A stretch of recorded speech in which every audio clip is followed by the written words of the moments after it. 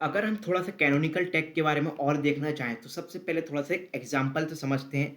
Like देखो इसके सामने क्या है, कैनोनिकल वर्जन, कॉपीड वर्जन और एक डुप्लीकेट वर्जन। सिंपल सा इसका मतलब ये है, एक पेज है ओरिजिनल जो कैनोनिकल वर्जन है, उसका एक डुप्लीकेट बना हुआ है और एक कॉपीड वर्जन बना हुआ है। अब हमें अगर कभी क्रॉलर आता है और उसको ये बताना ओरिजिनल पेज कौन सा है इन तीनों में, तब हम जाके यूज़ करते हैं कैनोनिकल टैग।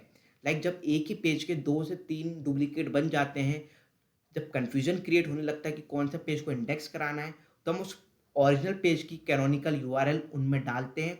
जब भी क्रॉलर वो यूआरएल पढ़ेगा तो उसको ये समझ आ जाएगी कि ये कैनोनिकल है, ये ओरिजिनल यूआरएल है।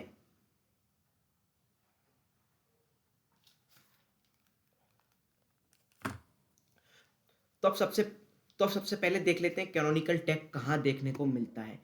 जब हम हमारे अगर वर्डप्रेस के अंदर जाएंगे, जैसे कि ये मेरा एक वर्डप्रेस का वर्डप्रेस खुला हुआ है बेसिकली।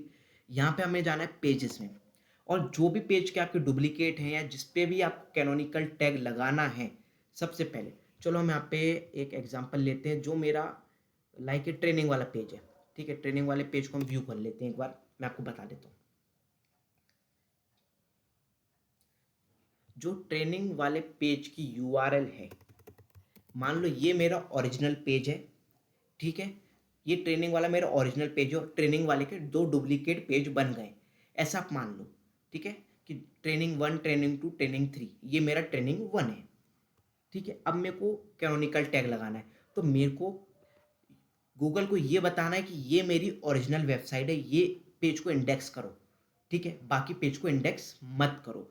तो उसके लिए मेरे को क्या करना पड़ेगा, सबसे पहले इसकी यूआरएल मेरे को कॉपी करनी पड़ेगी। गूगल को ये बताना है ये यूआरएल है, ये ओरिजिनल यूआरएल है, तो इस यूआरएल को उठाना पड़ेगा मेरे को।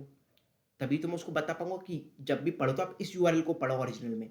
तो मैंने इसकी ये यूआरएल ले ली है। अब मेरे को कैनोनिकल टैग लगाना है। मैं बैक करूंगा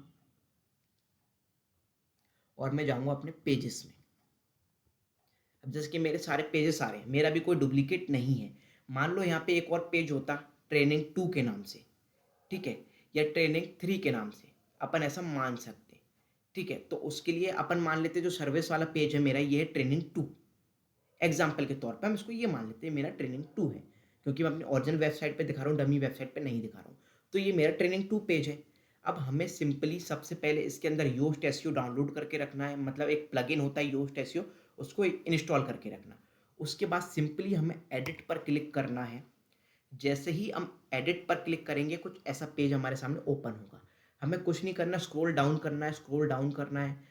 और आप अभी स्क्रॉल डाउन करो, एडवांस में आ जाओ, और एडवांस में आपको यहाँ पे कैनोनिकल यूआरएल करके ऑप्शन दिखाई दे रहा है। अब ये मेरा डुप्लीकेट पेज था, अब इस पे मेरे को अपने ओरिजिनल पेज की यूआरएल डालनी है जो हमने कॉपी करी थी। मैं यहाँ पे उस यूआरएल को डाल दूंगा बस, और इसको अपडेट कर दूंगा। इससे क्या होगा, अब जब भी ये जो मेरा ट्रेनिंग टू वाला पेज है, लाइक इसमें जिसको हम अब मेरा सर्विस वाला पेज मान रहे हैं, जो मैंने ट्रेनिंग टू नाम दिया है, जब भी क्रॉलर ट्रेनिंग टू वाले पेज को पढ़ेगा, मेरे सर्विस वाले पेज को पढ़ेगा, तो वो इस पेज को इंडेक्स नहीं कराएगा, वो इंडेक्स कराएगा मेरे ट्रेनिंग वाले पेज को, क्योंकि मैंने ट्रेनिंग वाले की यूआरएल इसमें डाल दी है। देखो ये रही। उसके हिसाब से ये अब मेरा डुप्लीकेट पेज हो गया है। अगर वो इस पर आता भी है तो वो अपने आप ही उस पेज को इंडेक्स करेगा, उस पेज को रीड करेगा और उसको पढ़ेगा। इसको वो डुप्लीकेट मान लेगा, इसको डुप्लीकेसी में डाल देगा, तो इसका फंडा हो जाएगा ख़त्म। कैनोनिकल टैग सिंपली जब काम आता है जब हमारे पास डुप्लीकेट पेज हो जाए, एक से दो तीन पेज हो जाए, like training one, training two, training three, या service, service one, service two, और दोनों के अंदर कंटेंट भी सेम हो। बात समझो, कंटेंट भी सेम हो। मेन अगर कंटेंट डिफरेंट है तो कोई दिक्कत नहीं है, अगर कंटेंट भी सेम है, सब कुछ सेम है, तब हम जाके कैनोनिकल टैग का यूज़ करते हैं, ये बताने के लिए कि कौन सा पेज ओरिजिनल है, कौन सा पेज ओरिजिनल नहीं है, कौन सा पेज पढ़ना है, कौन सा पेज नहीं पढ़ना है।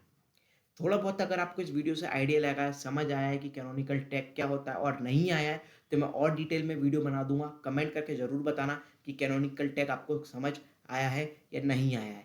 तो मिलते हैं नेक्स्ट वीडियो में।